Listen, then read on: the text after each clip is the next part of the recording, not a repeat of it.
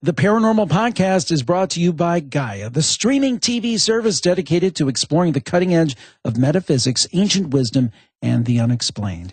5,000 years of wisdom on demand. Get your first month for only 99 cents. Visit Gaia.com/Jim. That's Gaia.com/Jim to see what's happening on the largest consciousness media streaming platform in the world. Thanks, Gaia. The Paranormal Podcast is also brought to you by Wink, my wine club of choice. Wink is offering our audience members who are 21 and over and who live in the U.S. a $25 credit plus free shipping on their first order of 4 bottles of wine as a new member of Wink. Go to trywink.com/Jim. That's TRYWINC.com/Jim, or text Jim to 25829 to get the deal. Thanks, Wink.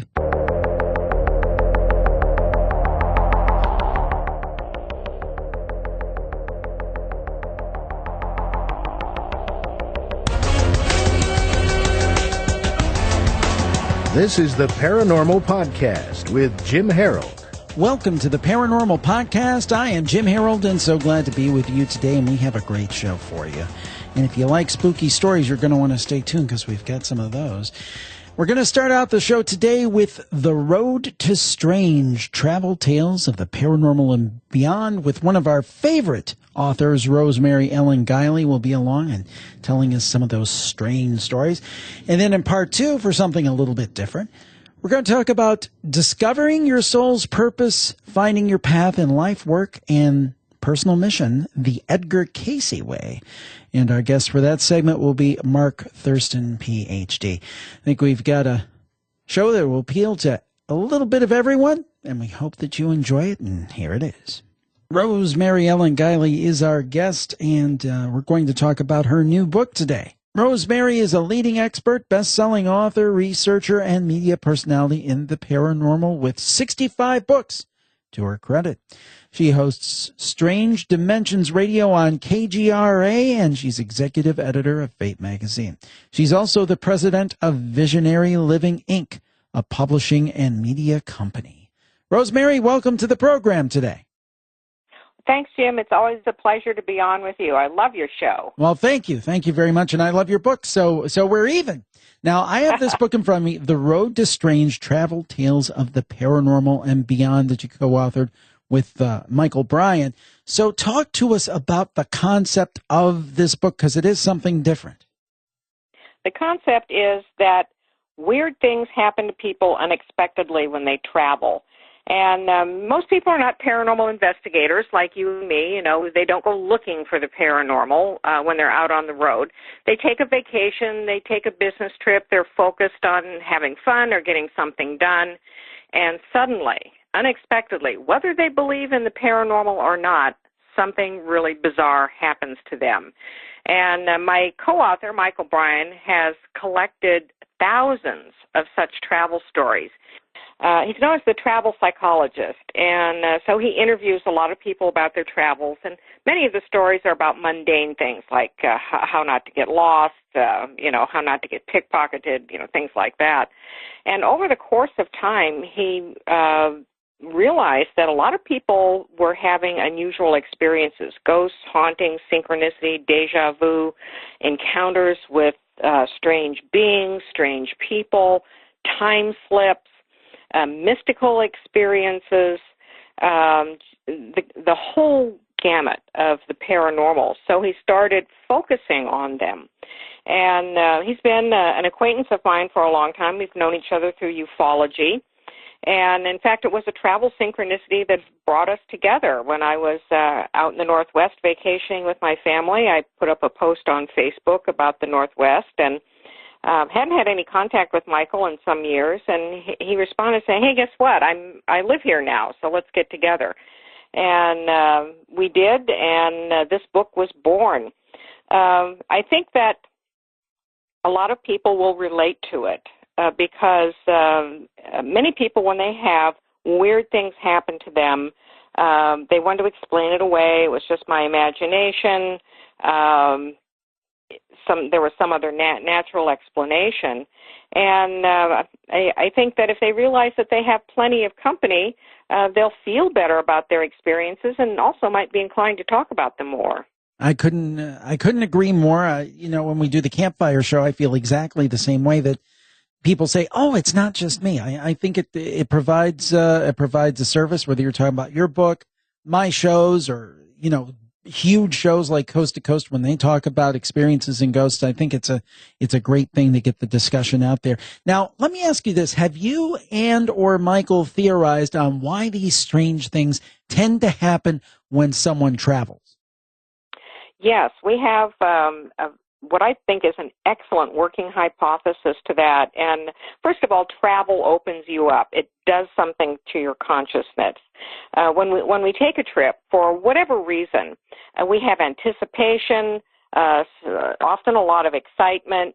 We're out of our normal routine. And so that really puts us right on the threshold of being open to the new, the unusual, and the unexpected, no matter how much we've planned our trip down to the last little detail. And when people go on vacation especially, or even, say, on a business trip to an exotic, unknown land for the first time, we have an extra edge of being open to things, and we're taking it all in. We're taking in all the sensory details, all the atmosphere, the culture, the surroundings. That predisposes us to an opening to the paranormal. And I think that's why people have so many of these, what I would call bleed-throughs and breakthroughs. So we've already primed the pump, as soon as we set a foot out the door on a trip, we've primed the pump for the unusual to happen. We have stories in the book. There are 40-some stories in the book, and they come from all over the world, people, all walks of life, believers and non-believers in the paranormal. And that's why I think these things happen. That makes a lot of sense if you really think about it. The idea that you're more open, because I think when we're just going about our daily lives, we have such tunnel vision that things may be there, but we just may not see them. We may not be paying attention. What a great idea that the fact that we're really looking at things through almost like a child's eyes. If you think about it, if you go to an exotic place or an interesting place, it is like being a child again, because it's like you're really paying attention. There's a sense of wonder. That makes all the sense in the world to me. And so these things happen to people, and sometimes they're life-changing. We have stories in the book where people literally changed their spiritual outlook, their belief in the paranormal, even their career, because of something unusual that happened to them. And an example of the latter is who went to Stonehenge, and she had some literally mystical experiences at Stonehenge, which is an amazing place, where she felt stones were singing to her. And I've had other people describe experiences where they think the stones have stories to tell, and you can communicate with these ancient stones. And for her, she heard singing, and it awakened in her a latent and undeveloped musical talent. Well, she was doubly primed for change because she was unhappy in her job back home, and so travel was exciting, and she was not looking forward to going back home. But before she even got back to the States, she had already composed some musical chants. She was part of a musical group, and the chants were performed. They were recorded. She quit her job, went on to work in the body, mind, spirit field, and it just opened up a whole new avenue for her because she paid attention to what she experienced at Stonehenge.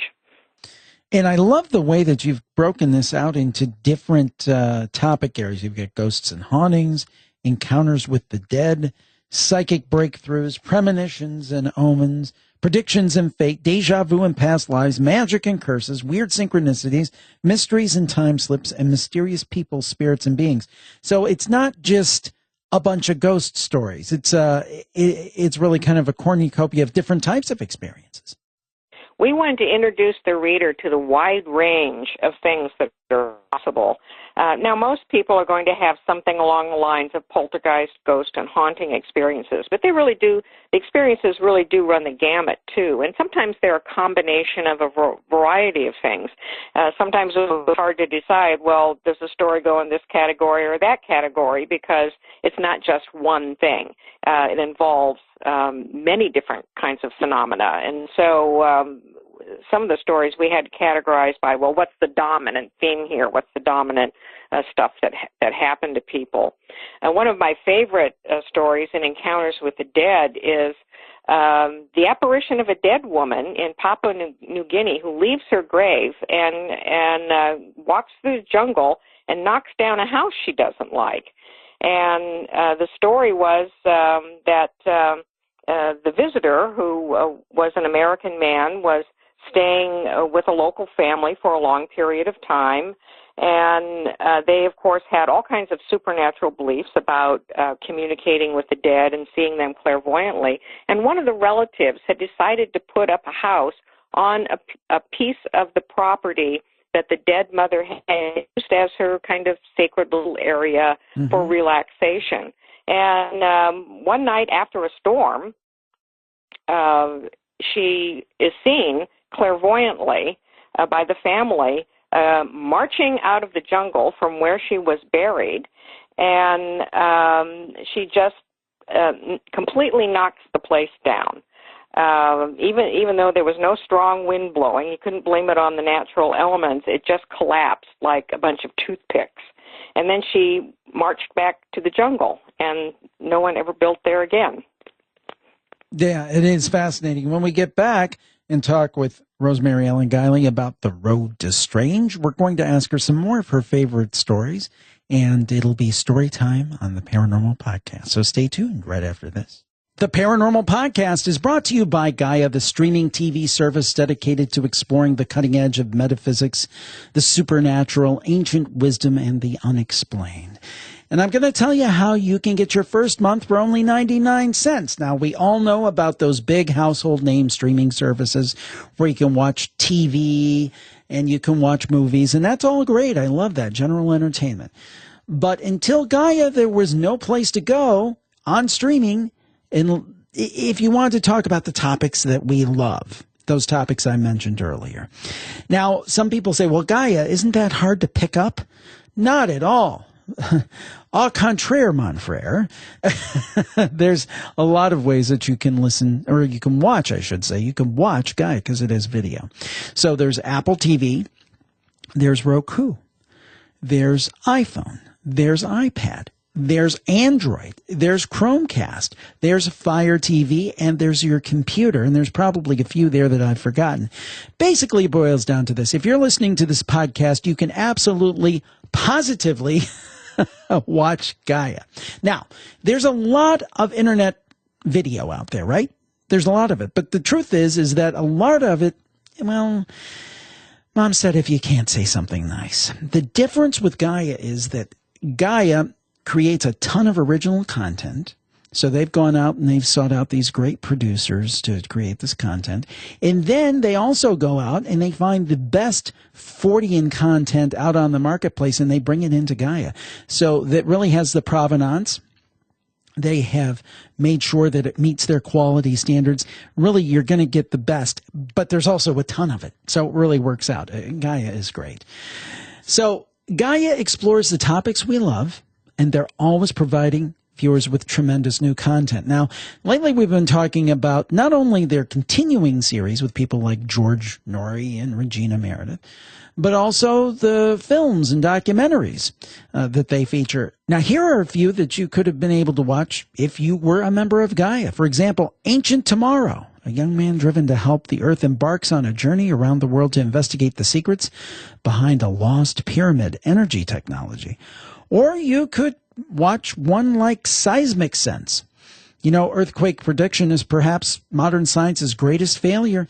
Geologists use sophisticated methods to study seismic activity, but are still nowhere near predictions. This film investigates how animal behavior and plate tectonics are really related and how this could lead to a new approach in predicting earthquakes successfully.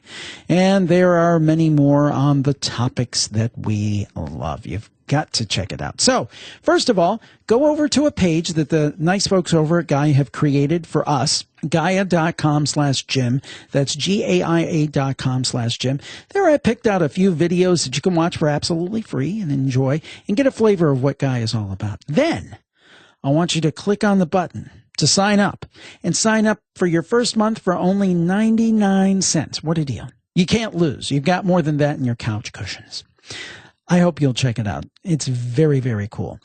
Visit Gaia.com/Jim. That's GAIA.com/Jim to see what's happening on the largest consciousness media streaming platform in the world.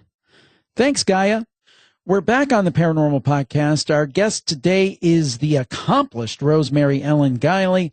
She's the co-author of the new book, The Road to Strange, Travel Tales of the Paranormal and Beyond. And I love this book, and I love the fact that it has so many great categories. So I'm just going to pick some at random, some that jumped out at me. And you tell me, Rosemary, if there's a story that comes to mind. And one that I've always been fascinated about, and I was just thinking about this last night. I have this one very specific memory in my mind.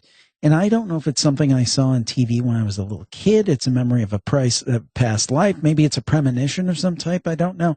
But you had a section here about deja vu and past lives. What kind of stories do you have about deja vu and past lives? And is there one that really speaks to you? People often have deja vu when they go to an unknown place. And this is quite a common experience in travel. I just want to mention some general characteristics before we get into one of my favorite stories in the book. And so a person goes to a place where they've never been before, and maybe they know things about the place, or they know addresses or descriptions of buildings, things like that. And they can't explain it. And these might be past life recollections. There is a phenomenon called cryptomnesia where we learn something and forget it, and then it seems new. But I don't think that explains all of these experiences. Well, one of my favorite stories in this book, and I like it because the guy's a real skeptic. And in fact, every story in the book is followed by a commentary. And we look at all possible explanations for what happened. And sometimes you can't rule out natural explanations, even though they might be very unlikely. Right. But this was a fellow's. The author is Joe Mullins, and the title of the story is Deja Vu in Samoa. And it occurred during World War II, where he was in the Marines, and he was on a ship in the South Pacific. And he's out at night, and they're going past what now is American Samoa.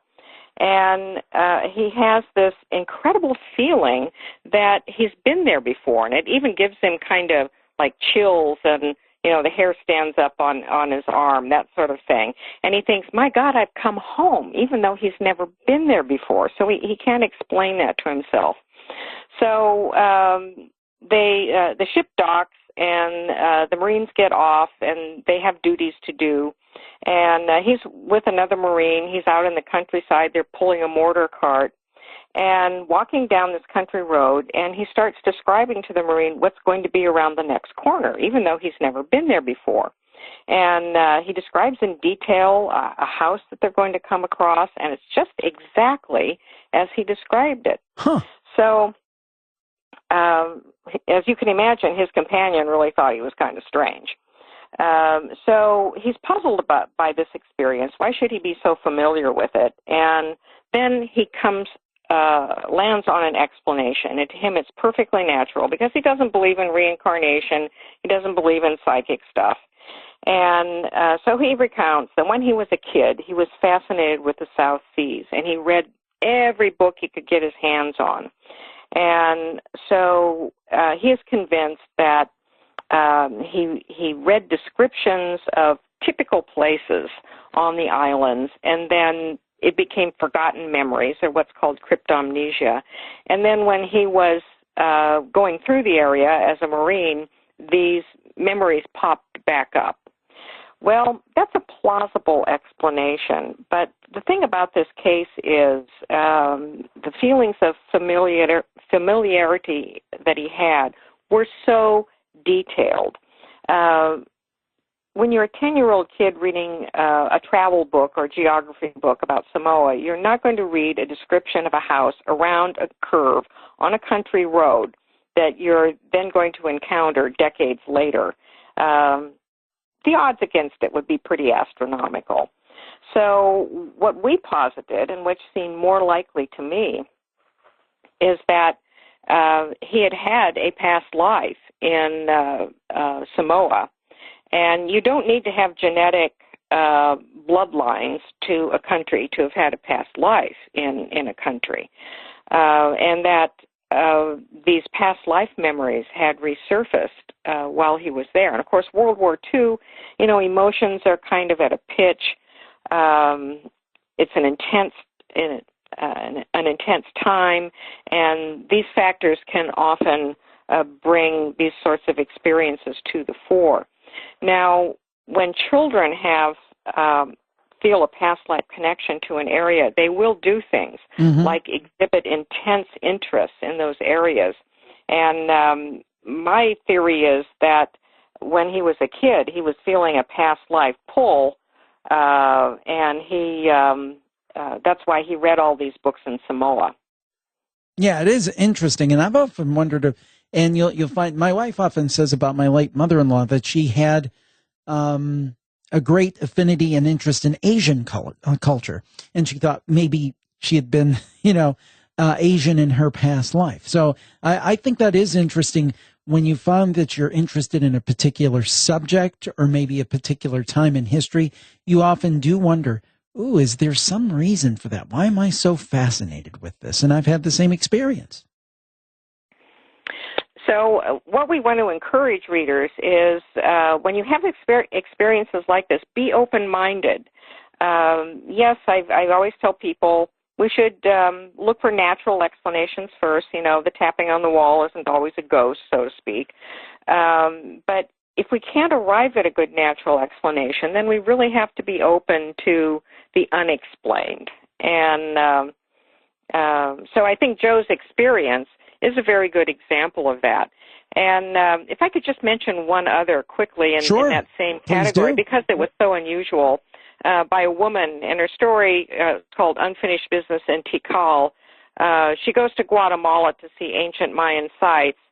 And before she goes, she has a series of what feel like precognitive dreams that she's going to meet a man that she's going to be romantically linked to, attracted to, and they have detailed conversations, and things do not end well between them. And she thinks that, well, it's just maybe, odd dreams or possibly the excitement of going to Guatemala, but the dreams start to come true.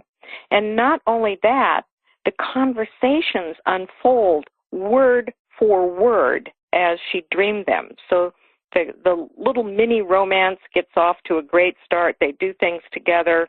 Then it falls apart. They have a confrontation, and they part their ways forever, exactly as she dreamed it. So how do we explain that? And my explanation for that was another past life scenario where perhaps she and this individual had some unfinished business from a past life, and they needed to have this conversation and confrontation and formal parting of the ways to tie something up. And she was a professional psychic, and so she was predisposed to psychic experiences. And so it all unfolded on this, what was going to be a vacation in Guatemala. It is funny how things happen. Another thing that you have in here, you have many things. And by the way, folks, I really do recommend this book. It's a treasure trove if you're into this sort of thing. And I guess you are, because you're listening to a show called The Paranormal Podcast. Time slips. Now, this is an odd one, sometimes associated with alien abduction. What is an interesting case of one of the interesting cases, at least, of time slips that we'll find in this book? Well, probably the most bizarre took place in Point Pleasant, West Virginia, which is the epicenter for the Mothman sightings. And Point Pleasant, I go there every year for the Mothman Festival. It is a strange area. It's heavily haunted. There have been many cases of mysterious creatures, UFO activity. It's almost in its own little time warp. But the story was written by a fellow I know who comes to the Mothman Festival every year. And he and my husband and I and another acquaintance met this man who seemed to be lost in space and time. Now, I've done a lot of research in West Virginia, and I have found other cases of time slips in West Virginia in certain locales. So there may be something to West Virginia may be in certain locales sort of being phased in and phased out in reality. But this individual, who we call Ron in the story, started out from his home in Indiana, intending to drive to South Carolina to a Republican political rally. And it had to do with the presidential candidates last year.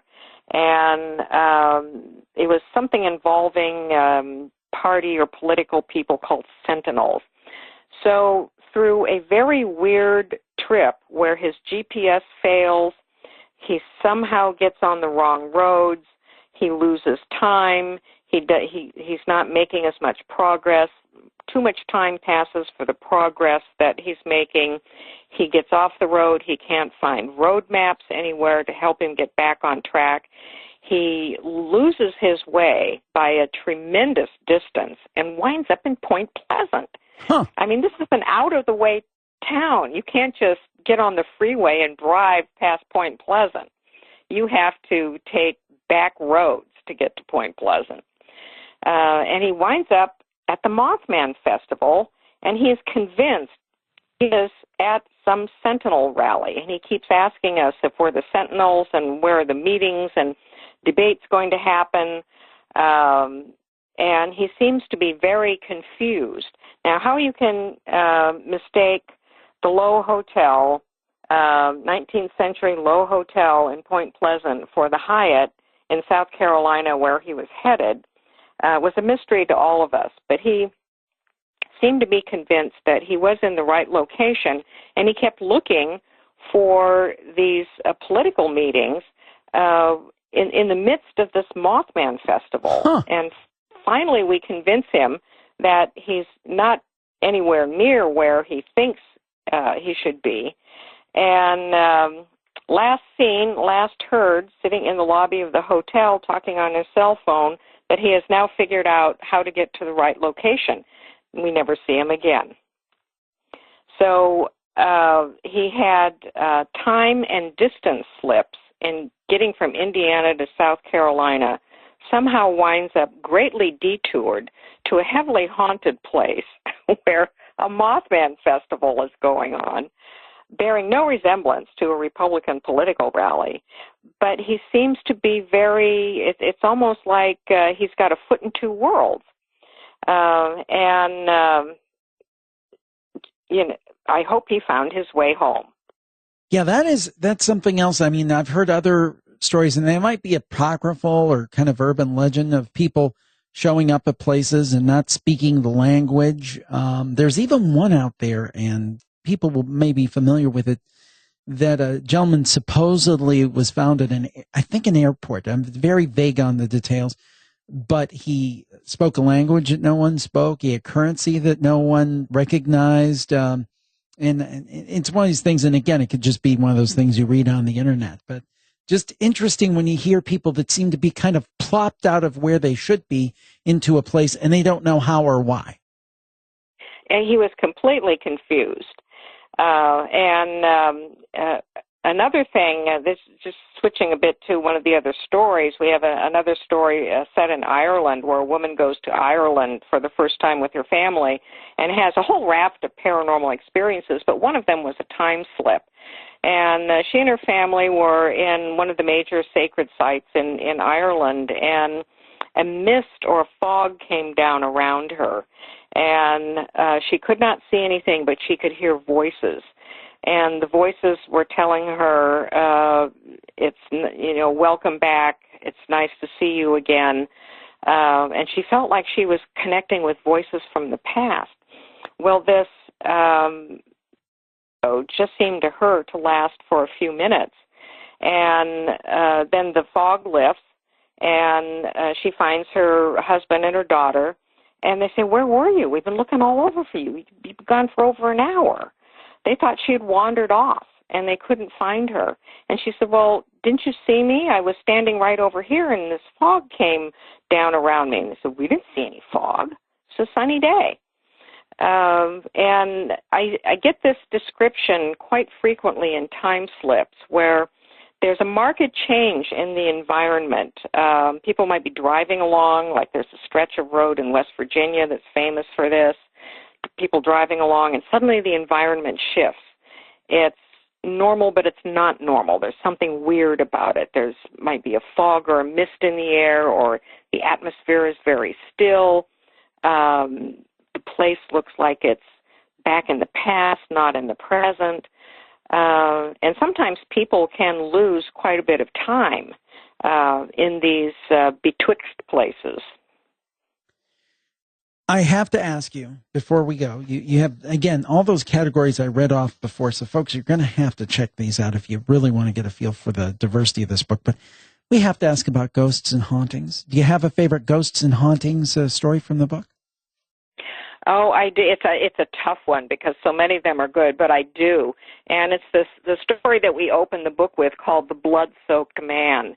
It's a fabulous example of probably a residual haunting. And the story told by a young woman, she's living in Paris on the Rue Saint-Anne with her sister, and they have a little dog. She has a little dog named Giggles, and one day she takes Giggles out for a walk, and she's walking down the street, and suddenly coming at her on the same sidewalk from the opposite direction is a man dressed in fairly modern clothing, staggering along, covered in head to foot with blood, dripping blood. But he's not leaving any blood on the sidewalk, yet blood is pouring off of him, and he looks dazed. No one else seems to notice him. The dog doesn't even react extremely to him, but she sees him, and he gets closer, and she says, are you all right? Do you need any help? And he just goes straight past her and heads for a door to a courtyard. It's a very, very heavy oak door.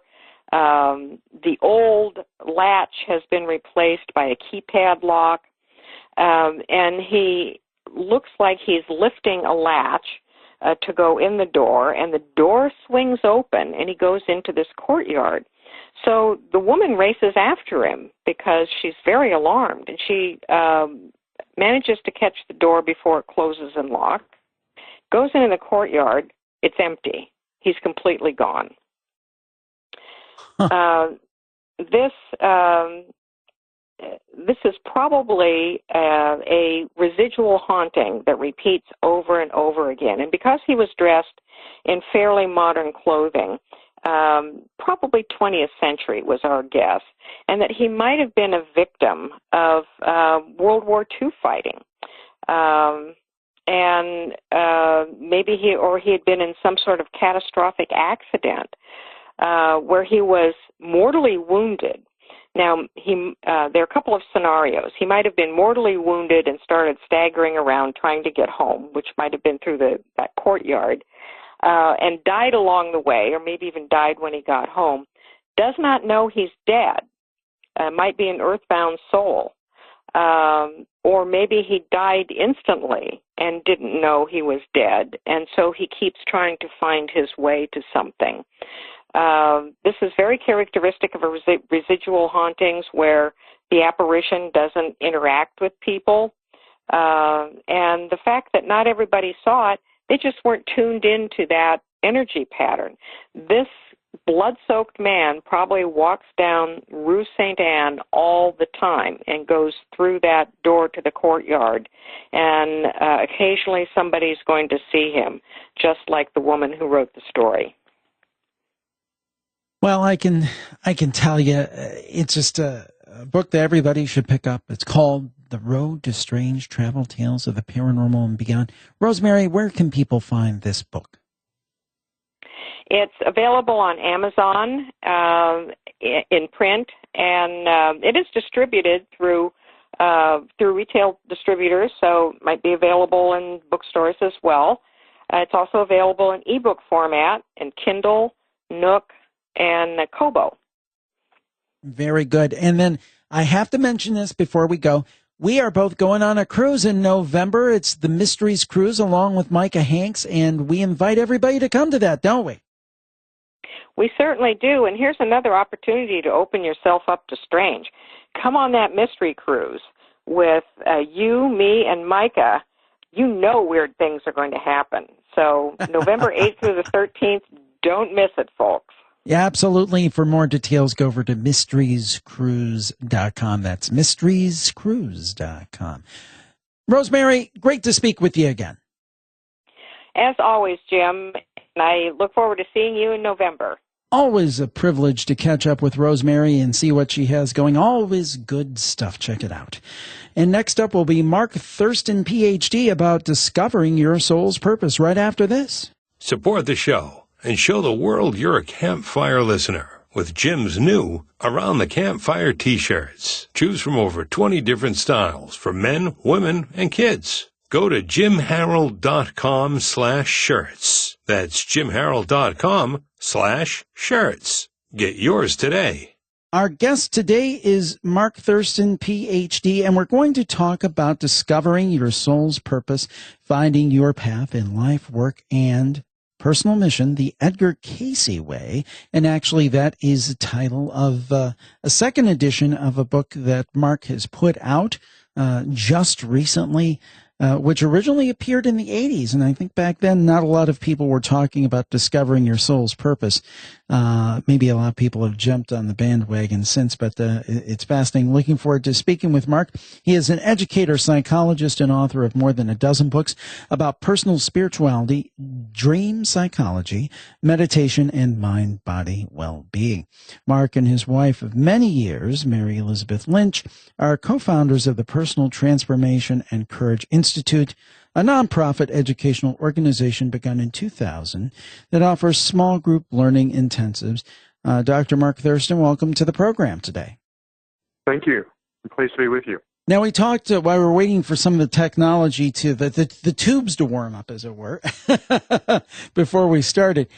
We talked about the fact that you originally put out a version of this book in the 1980s, and I had asked you why you decided to come out with a second edition, and you shared with me the reasons.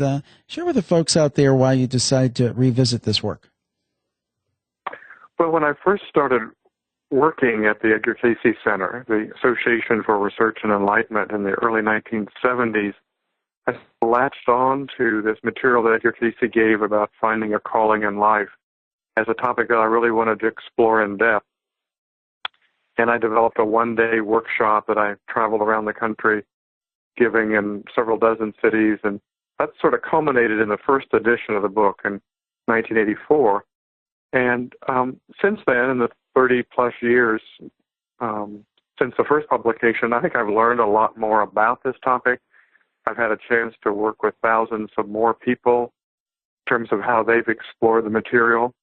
And maybe even more significantly, I think social science research, particularly my own field, psychology, has done a lot of really valuable research studies about how people go about finding meaning in life, about ideals and purposes, and many of the themes in this book kind of have a scientific underpinning now that didn't exist before. I've also been re-inspired about this topic by teaching college students over the last years about these topics in an academic setting. Now, discovering your soul's purpose, you may see many books with the similar type title, Discover Your Passion, those kind of things. But the thing that stood out to me when I saw this cover was Finding Your Path in Life, Work, and Personal Mission, the Edgar Cayce Way. Now, where does Edgar Cayce come into play in this book? So I think Edgar Casey is a fairly well-known figure, a clairvoyant who Of course. did his work in the first half of the 20th century, and he's perhaps best known for his work around holistic health, being a kind of pioneer of a holistic vision of body, mind, and spirit and health, and also some of his prophecy readings. But I think the material that's most significant is how he did individual counseling or spiritual advising to people about how they would find their calling, what they were really here to be doing. And there's about 2,000 of these discourses or readings given to these individual people. And as I've read and studied those readings, what I saw was sort of a template or a pattern for how he was leading people along a pathway of finding their calling and then being successful in living it. And Casey's not alone in this. I mean, Carl Jung has his process of individuation, and Viktor Frankl has his logotherapy and how we go about finding meaning in life. And I try to weave into the book some of these other great thinkers.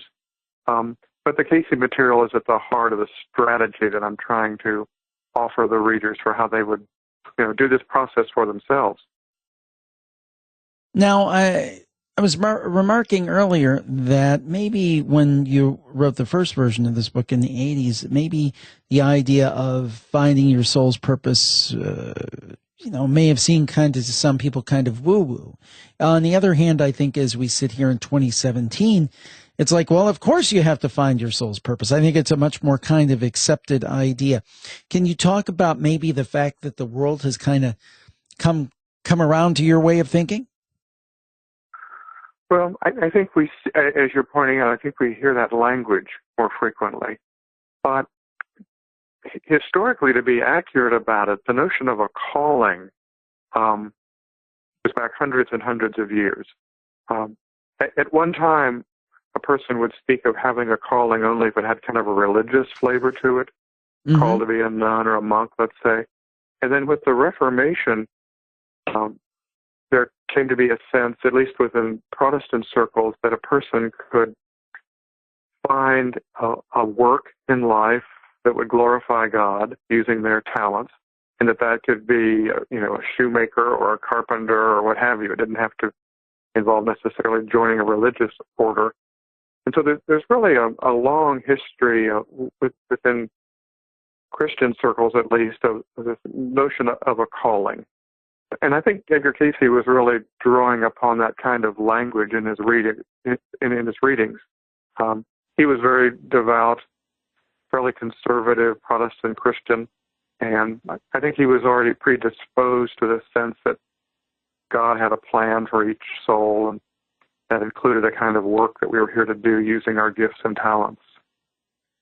It's interesting because personally, I feel that I didn't really discover my calling until I was in my mid-30s and didn't really start working full-time on it, which is what I'm doing now, until my early 40s. So I guess my question is that, and what I do now didn't even exist when I went to college, podcasting and so forth. I mean, radio broadcasting existed, but this did not exist as a job because podcasts didn't exist. So I feel very lucky. And I feel a difference. When I'm doing this, I feel a state of flow. When I was doing what I was doing before, which was working in the business side of media, although there's business aspects to this, but when I was working for other people in traditional media, there seemed to be a state of resistance. Is that the kind of thing that we feel that difference if we are following our calling? Yeah, I think that's very perceptive. What I try to identify in the book is sort of a 5-step template that Casey seemed to follow as he was advising people. And the 5th step in that sequence is to watch for certain signposts or life indicators that will reinforce that you're on track. And the sense of being in flow is one of them. Another is feeling more joy in your life. Another is a kind of synchronicity where sort of the people or the financial resources or the knowledge comes to you with right timing to help you take the next step. So it sounds to me like you're a good example of how this 5th step can be validated. But it can be frustrating because, again, this really took from basically the time I started working out of college, it took about 20 years. Can't that be frustrating for people? Because, I mean, we're in a society, we want everything now. And, I wanted the best job. I wanted the greatest career right out of college. But it literally took me 20 years, well, actually 19 to be accurate, 19 years to be able to do what I wanted to do full time and be excited about it. How do you deal with that kind of time gap? Now, some people, I guess, find it immediately. What are your thoughts on that? Yeah. Well, I think one of the important contributions of this, the Edgar Cayce way, is to recognize that soul purpose or calling is broader than just occupation or job. And so ideally, we would find a job and a way of earning money that would have that kind of fulfillment and flow to it. But there's going to be times in our life, or there's going to be people in life situations where it's hard to have a career that, checks all the boxes, so to speak. And so when Edgar Cayce was trying to help a person using his clairvoyance to identify a soul purpose, he usually presented something that was more thematic. So if you had gotten a reading from him, he might have said that your soul purpose was to bring truth and new perspectives to help open people's minds. Mm-hmm. And so you are now in a job or a career track that allows you to occupationally do that in a very significant way. But there may have even been things when you were in your 20s or early 30s where in smaller scale ways you were still doing that in conversations with friends or just your way of being in your community. You were trying to help open minds and so forth. And so I think we need to find ways in which this thematic purpose can be lived on a daily basis, even in small scale ways, and not limit it just to an occupational or career counseling sort of work. Now, how do we, this may sound like a great idea to some people, but how do we start with baby steps? I mean, how do we dip our toe into the water? Not to use too many analogies, but the idea that how do we approach this and figure this out? It might seem a little intimidating. Sure. Well, so maybe I can do the elevator speech of what the book's about. And we'll pretend like we're in a big building, so I may need a couple of minutes there. Sure. But the template or the strategy Cayce seemed to use as a spiritual advisor was to ask people, first of all, to do some soul searching and to decide on what they hold as core values. So what do you really believe in? What's sort of the function of your sense of self and your sense of your place in the world? And he called that a spiritual ideal. And it is best described with a small number of words, maybe between 1 and 5 or 6 words that just identify values that stand at the heart of your worldview and your sense of what you aspire to. Now, that's not yet your soul purpose statement, but it's sort of a powerful foundation or starting point. The second step was to identify core gifts and strengths and talents. And this is kind of like taking an inventory. And the book has lots of exercises. People do this. We can take, paper and pencil inventories that help us hone in on temperament and character strengths. We can look at accomplishments and achievements we've already had in life and what talents and gifts we were using for those achievements. Even though we may want to start using those same gifts and talents in a more purposeful and fulfilling way, at least we know those talents are there because we've used them in some way already in life. So there's a whole process of kind of seeing what you have to work with, kind of like taking an inventory of what's in the cupboard, the ingredients you've got to work with if you're getting ready to cook a meal. And then the third step is to craft a first draft of a mission statement. So how could I take my 4 or 5 or 6 most significant talents and gifts and have them work together to constellate in such a way that they're doing some kind of service in the world? They're making some kind of a positive contribution to the greater good. That was sort of a common feature of every soul purpose statement Cayce ever gave somebody. It always was for the greater good. It always involved using core gifts and talents and strengths. in a way that sort of the talents were building on each other. The fourth step was to come up with a plan for application.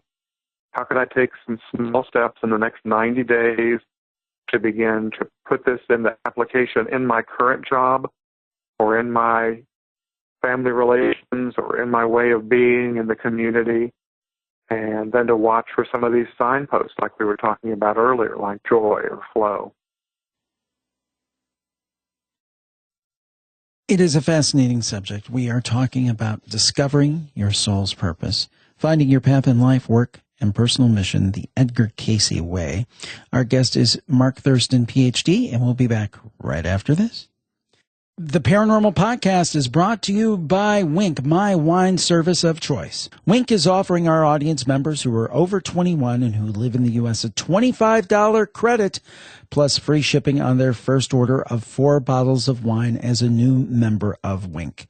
I got to tell you, and I've said this before, and this is the God's honest truth, I used to stay away from wine because I think I was kind of scarred. Early on, when I started in the work world, I worked at this highfalutin classical station. Actually, I loved working there. But anyway, I would go to these wine parties with these much older and much richer people, and they would have wine, and they'd be going, oh, nice legs, nice legs. And I was totally turned off. I thought, wine is not for me. It's for snobby people. And for a couple decades, I barely drank wine. And then I found out about Wink. And I probably had more wine in the last 2 or 3 years than I've had my whole life put together. Honestly, and I love Wink. Now, that's spelled W-I-N-C. And they are a wine club targeting a new generation of wine drinkers like me who want to do away with all that pretense and simply enjoy reasonably priced wine. Now, Wink custom tailors wine to the taste of you and delivers 3 bottles of wine each month to your doorstep for $39 plus a flat $6 shipping rate. So when you start out, all you have to do is visit Wink, and where you want to go is trywink.com/Jim. That's TRYWINC.com/Jim, and take their 20-second palate profile quiz to get instant wine recommendations based on your unique profile. Now, the price point for most wines is $13, so by signing up and taking advantage of this offer, $25 credit, that's going to get you some significant wine. You're going to love it. We just had, I believe, was Atavist. The other night, we had a little campfire, our own little campfire in the backyard with some friends, and we had a bottle of Atavist, I believe was the name of it. I really enjoy Wink. I think you will too. Now, there's 2 ways to receive this $25 credit and free shipping on 4 bottles of wine on your first order. There's 2 ways to do it. Trywink.com/Jim. That's TRYWINC.com/Jim. Or even easier, they've rolled out a new way specifically for us. All you have to do is text my name, Jim, J-I-M, nothing else, no last name, Jim, to this number, 25829. Again, text Jim to 25829 for the same offer. And it is a great deal. I love Wink. I look forward to my shipments. I enjoy wine now, whereas before it was kind of like, that's not for me. But it is for me. It's for everybody who enjoys a nice, responsible drink with dinner or with friends or around your own campfire. Check it out. Text Jim to 25829 to get that special deal. Thanks, Wink. We're back on the program. Our guest is Dr. Mark Thurston. The book is Discovering Your Soul's Purpose, Finding Your Path in Life, Work, and Personal Mission, the Edgar Cayce Way. Now, you had mentioned the idea of looking at your talents, kind of your inventory, your talents and your gifts. But how do you distinguish if something's a gift or not? And let me give you an example. I have another program where I talk to various actors who have been on various television series. It's kind of a hobby of mine. It's not these types of shows are my main thing, but that's kind of a fun podcast idea. And I spoke to this one actor who had been on Seinfeld, the famous TV show. And he talked about his journey as an actor, and he's a character actor. He's not one of the big stars, but he said when he first started, he was terrible. And even I think his acting coach may have told him, I don't think you're cut out for this, but he kept working on it. He became very good. So when do we know, and if he had followed this advice to the letter, he may have said, maybe I'm not cut out for this, but then he persevered and he was successful and has been a working actor for 30, 40 years now. So my question to you is, when do we know to persevere, and when should we give up and try maybe a different track? How do we make that delineation? Yeah. Well, I mean, that's a deep question. When it comes to identifying and living one's soul purpose, my experience in working with people over the last 35 years, both in workshop group settings and also one-on-one work, is that if a person can kind of hone in on 4 or 5 core gifts and talents that may help them sort of see the character of a calling or a mission statement. But then over the course of a lifetime, we develop a lot of ancillary gifts and talents and strengths that allow us to express or live that mission in a variety of different ways over the years, over the decades of our lives. I don't think any of us want to kind of get pigeonholed into something that we're just going to do for the next 45 years and over again. We need a sense of freshness and creativity and innovation even around our soul purpose. And that involves developing new sides of ourselves and developing talents and gifts and strengths so we can find new ways of living that mission. So, maybe in the case of the actor you were interviewing, his calling may have been something, around seeing beauty in life or inspiring people to a bigger picture of what life is all about. And maybe there was a 5 or 10 year period in which he was doing stage acting or television acting as a way of expressing that calling. So there's lots of variability here. But the question of persevering, I think, is even more apropos when it comes to the mistaken notion we sometimes have that it's going to be easy street once we figure out our soul purpose, that everything will just fall into place, that the universe kind of just provides every step of the way without resistance. And if we look at the biographies, the life stories of people who clearly had a mission and were ultimately successful in it, every one of those biographies has misfortune and challenges and difficulties. And we have to develop a healthy force of will and determination to be successful in our mission. It's almost like we need to have some resistances in order to achieve what we're really here to be as spiritual beings. I found this the case in my life, and you tell me if you think it speaks to something that's more universal.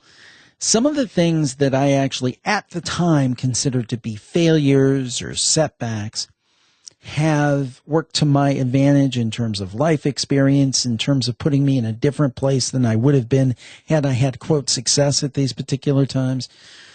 So it's kind of worked out for the best, at least as I can recognize it. Do you find that sometimes the things that we think are the deepest failures may, in the end, in kind of an ironic way, turned out to be the biggest successes? I think that is to various degrees true of every one of us. I mentioned Viktor Frankl as a thinker who I put in parallel to Casey here in this book. He developed logotherapy, which is a therapeutic approach that's based on finding meaning in life. And Frankl's increasingly a forgotten figure, I'm sorry to say, but he was a Holocaust survivor, a psychiatrist, and he talks about 3 different arenas of life where we can find meaning and purpose. And one is accomplishing something, doing a deed, achieving something. Another is in the quality of our relationships with other people. We can fulfill our purpose and find meaning. But the third is in the way in which we meet adversity. and even suffering, that we give meaning to life, that we find purpose in life by nobly and courageously meeting adversity. Now, he certainly is somebody who demonstrated that in an extraordinary way by surviving a Nazi concentration camp where most all of his family members died, but without even having to be a concentration camp survivor. Each of us can meet the challenges and difficulties and adversities of life in a way that's purposeful and meaningful and really allows something of the human spirit and the deepest qualities of our soul to come forward. In the book, you talk about doing and being. And then a lot of people think, well, I should do this. But I believe you said it's more about being. Can you talk about the delineation? Talk about the delineation and why we should focus on being as opposed to doing. Yeah, if we look at the classic distinctions between Eastern culture and Western culture, I'm talking not about East Coast and West Coast, but sort of Buddhist, Taoist, Hindu religious traditions as opposed to the Western Judeo-Christian religion based on Abraham. And the doing culture is our Western approach. We get a sense of meaning and fulfillment from accomplishing things. And I think it's more natural in the East for there to be appreciation for the quality of one's being. And so Edgar Cayce's way of making that distinction was to speak of two different sides of who we are. He called one the individuality and the other the personality. And the personality is sort of the outward manifestation of who we appear to be, the things we accomplish, what we achieve, what we put on our resume and our CV and so forth. And our being or our individuality is this kind of deeper, more authentic core self that we can connect with, especially in contemplative practices like meditation. It's sort of what we feel when we can slow down and just sort of savor the gaps in life, those kind of quiet moments between active doings. And we really need both. We need a personality and an individuality. We need to cultivate healthy doing in life, but we need to have it be guided by an intimate knowledge of our individuality or our beingness. When I was speaking earlier of this 5-step sequence and said step 1 is to formulate a spiritual ideal, that really has to do with beingness. At my deepest core, who do I know myself to be around central values, whether that's love or justice or peace or what have you. That's beingness. And when we don't have that foundation, we don't have that kind of moral compass, then I think we just get into scurrying around. Our lives become full of busyness. We're trying to make a difference, but it isn't rooted. It's not grounded in something deeper and more authentic. And so it's this kind of dance, this sort of balancing act between doing and being that we need.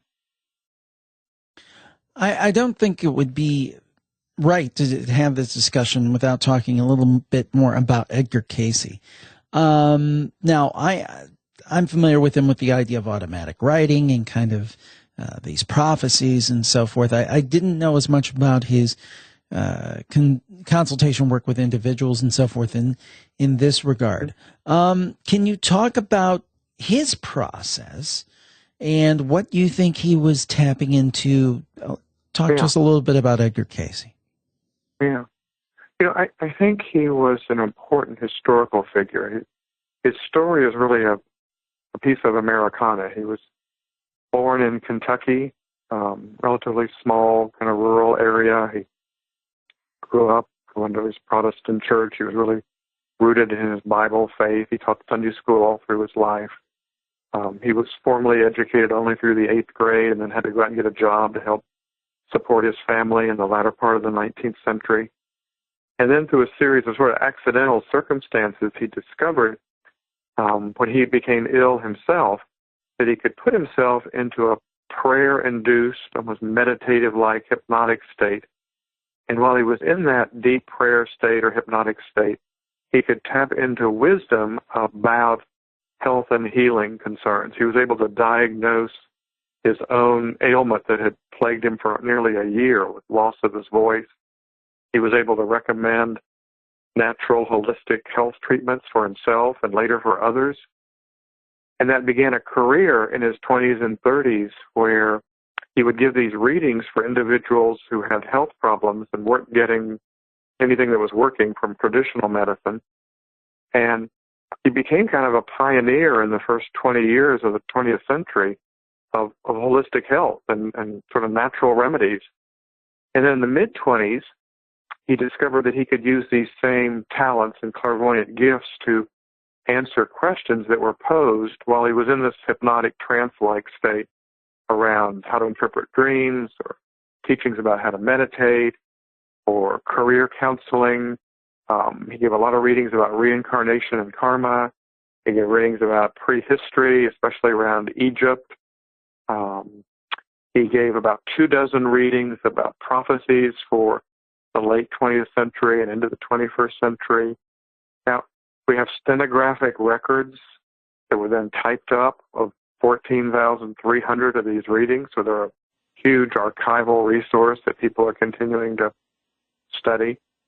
So I think he was essentially a sort of clairvoyant, holistic physician of sorts, even though he didn't have formal medical training.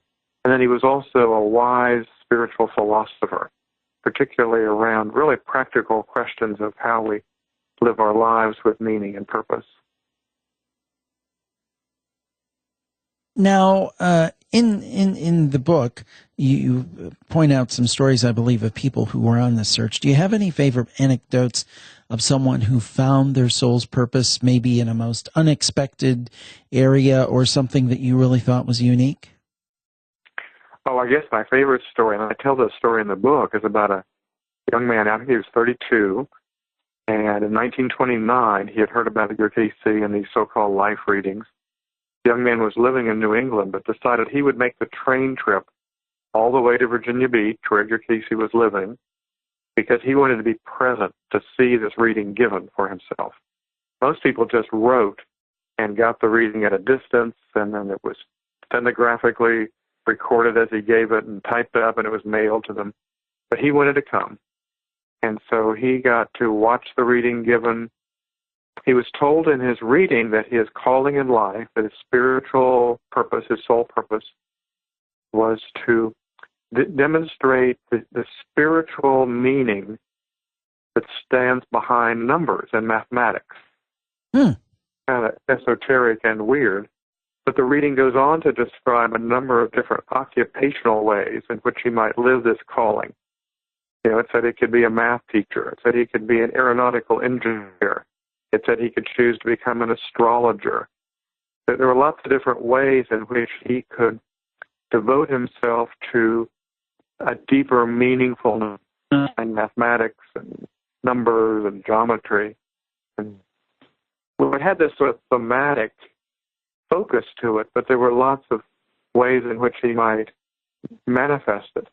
And I think what's lovely about that story is him, but it didn't pin him down. It didn't say you're supposed to be a butcher or a baker or a candlestick maker and sort of force him into any little pigeonhole. It still left him a lot of free will and a lot of room for innovation and creativity. I think we want to find something like that for ourselves, something that inspires us, that feels like it would call upon our gifts and talents, but still has a lot of room for us to be creative and spontaneous within that container. When we look at someone like Edgar Casey, and by extension us, what was he tapping into? And when we get this feedback from, quote, the universe or whatever it might be, what is that? What do you think we're tapping into? Right. That was frequently asked. I mean, Casey himself wondered about that.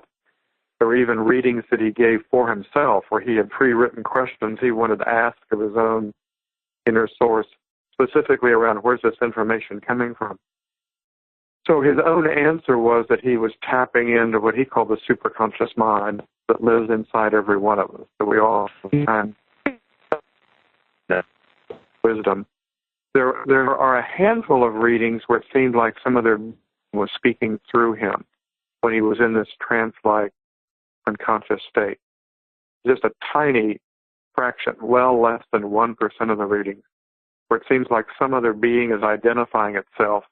And it's as if Edgar Casey's body and voice are sort of channeling some other consciousness. So Casey said that's possible to do, but it wasn't what he was generally doing when he gave a reading, that he was instead tapping into a kind of wisdom source that all of us have within us, that we can tap into in meditation, that we can tap into in our dreams. He didn't doubt that it was possible for automatic writing or mediumship or other forms of psychic ability to have other beings sort of channel through. But he said that there's really a higher way of doing this, and that's tapping into our own higher self. Well, it's been a great conversation. Our guest has been Mark Thurston, and his book is Discovering Your Soul's Purpose, Finding Your Path in Life, Work, and Personal Mission, The Edgar Casey Way. Mark, where can people find the book? Oh, I think all online booksellers have it. It just came out a few weeks ago in its new second edition form. People can also just go to my webpage, markthurston.com, and there's a place where you can leave me a message if you want to send me a thought. There's a link right over to Amazon in the book, and there's a chance that people wanted to just to be on my mailing list. I occasionally send out things about things I'm doing or audios of a lecture I've given and so forth. Well, it's been a great discussion. Mark Thurston, thank you for joining us today. Thank you very much for the opportunity. Well, I enjoyed that show, and I hope that you did as well. And if you never want to miss a show, what you need to do is go over to jimharold.com/subscribe. That's jimharold.com/subscribe. There you can find the links for Apple and Android. If you want to subscribe and make sure that you get every new episode absolutely free, then go over there. That's the place to do it, jimharold.com/subscribe. We'll talk to you next time, and have a great week, everybody. Bye-bye.